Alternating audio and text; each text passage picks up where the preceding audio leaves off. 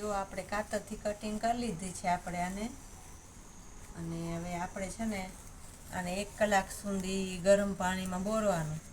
ગરમ પાણીમાંથી બોળી કાઢી અને પછી સુકાઈ જાય ને પાણી, ત્યારે આપણે એને આવી રીતના અલગ શેપમાં વાળી નાખશું. તો વાસણ ધોવા માટે ઉપયોગી થાય. તો તમને આ જુગાડ કેવો લાગ્યો મને કહેજો.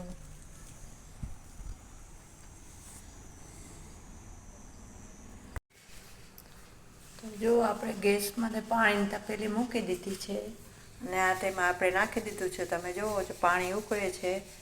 તો ગરમ પાણીમાં જુઓ કેવી ફૂલાઈને મોટી થઈ ગઈ છે અને એકદમ પોચી થઈ ગઈ છે. તો હવે આપણે ગેસ કરી નાખીએ બંધ.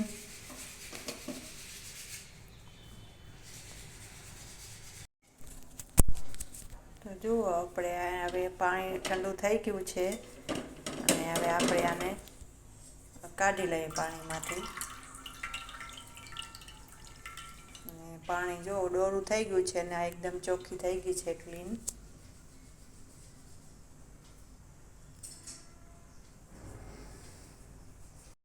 તો જો આપણે આ પાણી ગરમ પાણીમાં પલાળી હતી, હવે આપણે કાઢી લીધી છે. તો હવે છે ને આપણે આવી રીતે આમ કરી અને આવી રીતનું આમ વારી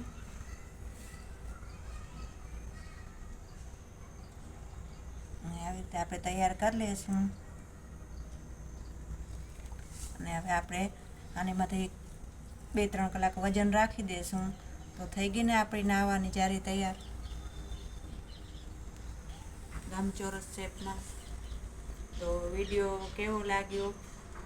વિડીયો જોઈને લાઈક, શેર અને સબસ્ક્રાઈબ કરવાનું ભૂલતા નહીં. તો જો દેશી જુગાડ આપણો ઘીસોડામાંથી તૈયાર થઈ ગયું છે, ચોરસ શેપમાં. વાસણ ઘસવા માટે છે ને મસ્ત દેશી જુગાડ.